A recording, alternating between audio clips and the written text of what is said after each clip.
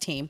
And beyond our compliance items that we cover during our DLAC meetings, we really uplift the voice of our families by listening to what they wanted topics to be discussed. So we do a needs assessment, and then when we do our planning meetings, our agenda planning meetings, they bring topics to us that are of interest to them. So not only are we covering those required topics, which is compliance, but I'll give you a few examples of what we did in the last year.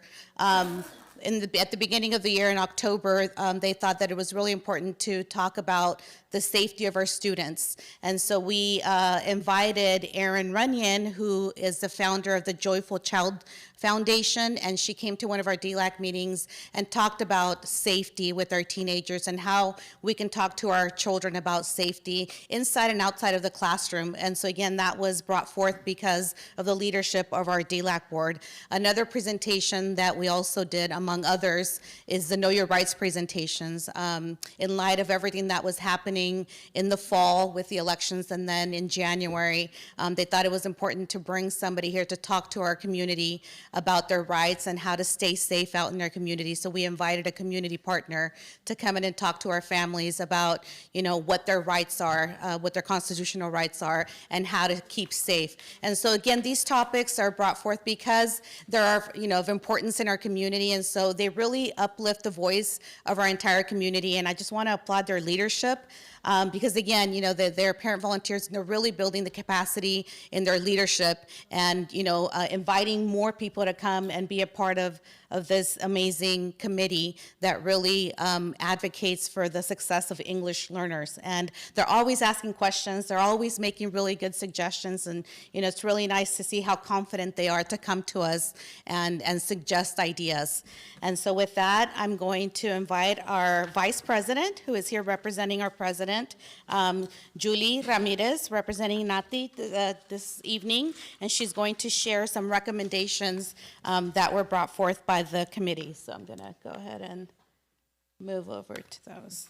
Hey, Julie. Okay. Thank you, Marcela Sally. Good evening, Board of Trustees. Congratulations, Dr. Free, new superintendent, and for everyone in the room, good evening. I'm here to read the recommendations of the board to 2025-26. We would like to continue building parent leadership capacity, continue to strengthen ELACs at school sites, continue to provide leadership training for ELACs parents, EL and PL administrations, and ELPL coordinators, organize DLAC, ELAC collaboration with other parents, groups, and community organizations, engage in articulation with feeder DLACs and ELACs, begin attending DLAC meetings for feeder elementary districts, and inviting elementary DLAC boards to come and join us to the AUHSD DLAC meetings, continue supporting and understanding career preparedness system frameworks via parent learning walks and capstone portfolio interviews. Invite guest speakers, role models, community members, and former EL students to classrooms, schools, and district events. Continue to provide training to parents and staff on mental health, social and emotional needs, and cultural competencies. Continue to create more awareness around the needs of our special students. Create a committee for parents of special education parents, EI, Community Advisory Committee, CCA, similar to DLAC.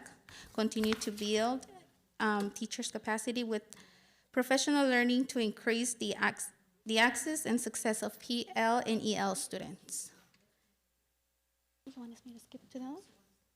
And then with that, I'll thank you for your support in offering the new opportunities for my dear Outback. Thank you. Thank you.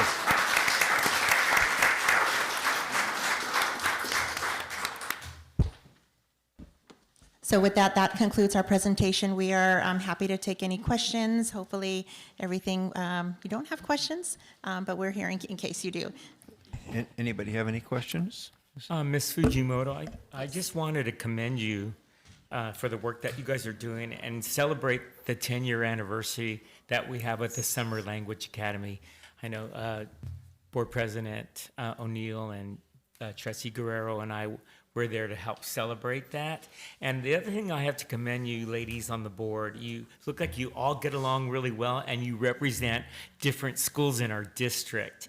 And I could see how passionate you are about that. So thank you for stepping up and being a part of this. And I also know that the summer, well, the Language Academy also continues on our Saturday academies, correct? That is correct. Can you share with us a little bit about that? Yes, Saturday Language Academy. It runs the same time as our Saturday Language Academy, so we use similar opportunities that we begin in the summer. It's open for students who want to continue developing their language and building that linguistic repertoire, including opportunities for them to explore identity. And so we have teachers from across the district who participate in that, welcome their students. And so it's just continuing the great work that's happening that begins in the summer, and we continue it throughout the school year.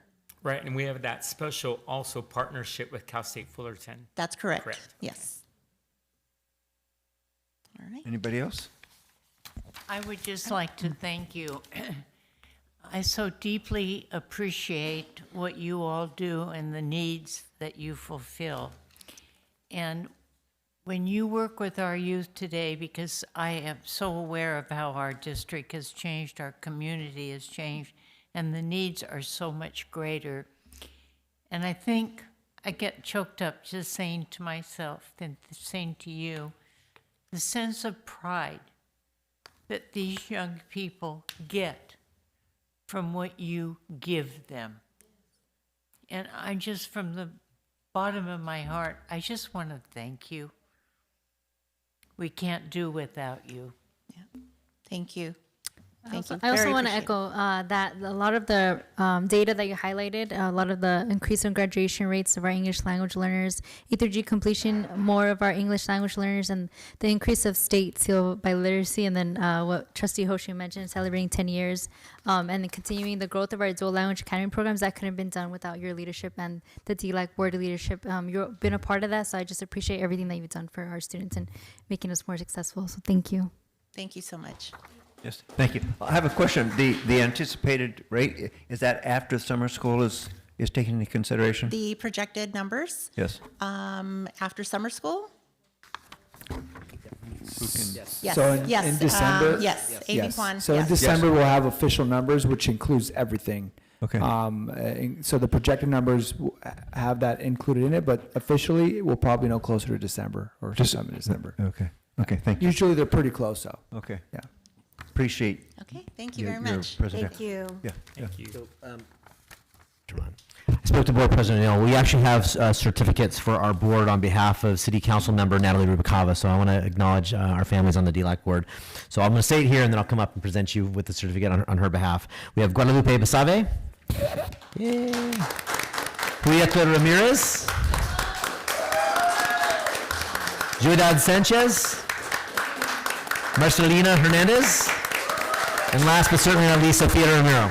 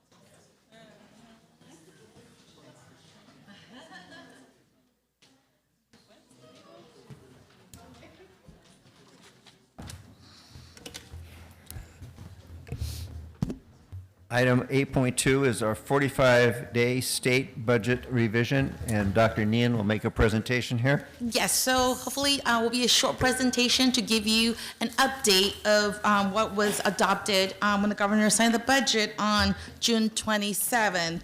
So by law, we have to have, within 45 days, we have to bring to the public available what was enacted from the governor. And so there's no standardized accounting code structure or any version that we need to present. But some of the revisions we do want to consider are the additional revenues or any changes in expenditures. And so we do have the Student Support and Professional Development Discretionary Block Grant, as well as a Learning Recovery Emergency Block Grant. And before I give some of the updates, I just want to give you some of the highlights of what's happening as well, as we're hearing a lot about what's happening in California, what's happened in the federal level as well, right? I think to give some context what's happening in our nation. So overall in California, the labor market continues to be pretty tight, where the unemployment is about 5.3%. We're actually the highest in the nation, tied with Nevada at 5.3% currently. The national average currently is at 4.2%. The unemployment is projected to peak to about 6.1% in California in 2026. Q1. And so that's not the trend we're looking for, but just want to make sure that we do see there is likeliness of a downturn in the labor market. And obviously, federal immigration policy is constraining the labor supply. That is one of the concerns that we do have. Inflation continues to be projected at a peak of about 4.2% by the end of 2025. So we are seeing that. And with housing, we have deportation, the high interest rate, the tariffs on the materials, as well as the rebuilding of the LA County wildfires that is expected to constrain the housing overall supply.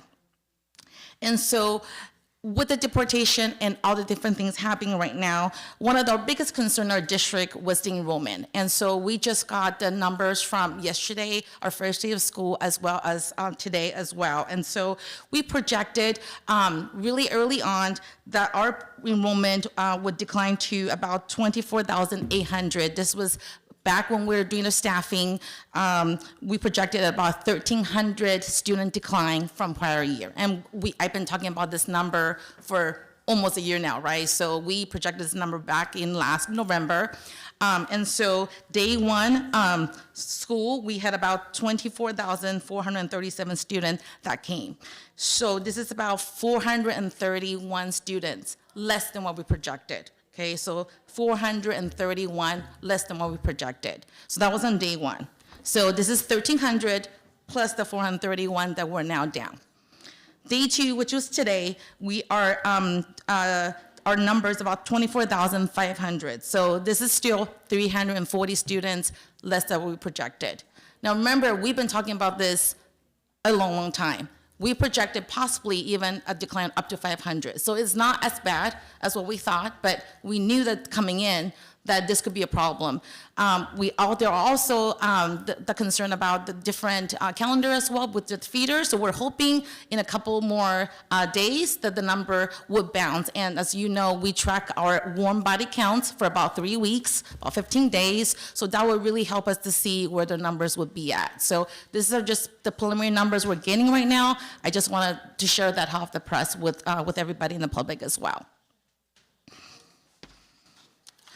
The three big taxes within California, this is how the state is funded. So you have the personal income tax, you have the corporate tax, as well as the sales and use tax. So the personal income tax right now is projected to remain relatively flat. But one of the biggest concerns that we know is the LA County taxpayer. They have until October this year to file their personal income tax.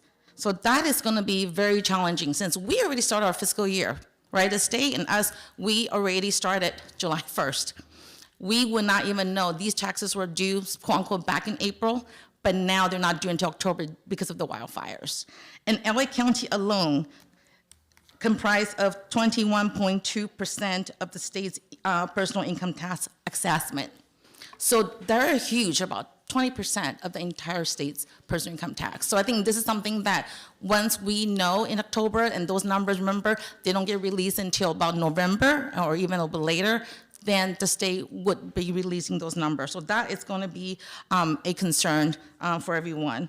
And the other issue that we see right now is the corporate tax. The projections from the budget, from the budget that was being enacted, is the corporate tax would also be declining as well. So it's a pretty significant decline, and that is something we are continuing to watch at this point. Regarding to the federal education funding in context, so we all have seen the withholding of the 2025 federal dollars, right? That was announced back on June 30th, and finally it was announced that funding was going to be released as of July 31st. So that's really, really good news to hear. So when the federal, and this is something I do want to explain. So when the federal government says the 26 budget year, that is our fiscal year 26-27. So we're always in the rear of the federal government. So when they say 26, and remember these were some of the things already being proposed for 2026. Title I program and special ed will be maintained, but other cuts are being eliminated, and then some of them being consolidated into a block grant. Okay, so that was proposed already for the 26 budget. What was being withheld was the 2025 federal budget year, which is our fiscal year 25-26.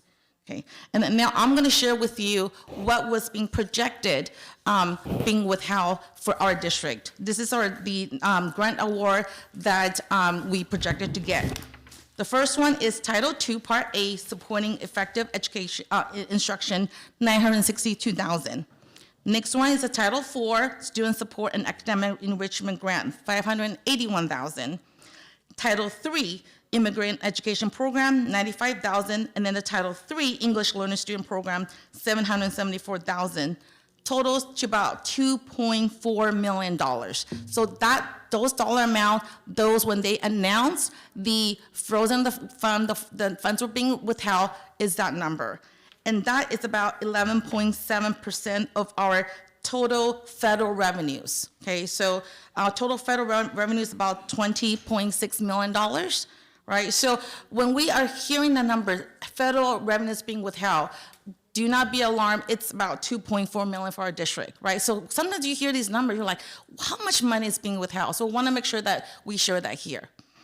So it's about 11.7% of our total federal revenue. In terms of our total budget, it's about a little bit less, under 4% of our total budget. It's about 3.88%, okay? So it's important to know what are possibly being reduced for next fiscal year, right? As you can see, the 26 year, there's some of them that could possibly be reduced. So these are possible, some of the program that could be eliminated or being reduced at that point. And so we'll continue to monitor what some of these are. But at least right now, these funds are being released as we speak on after July 31st.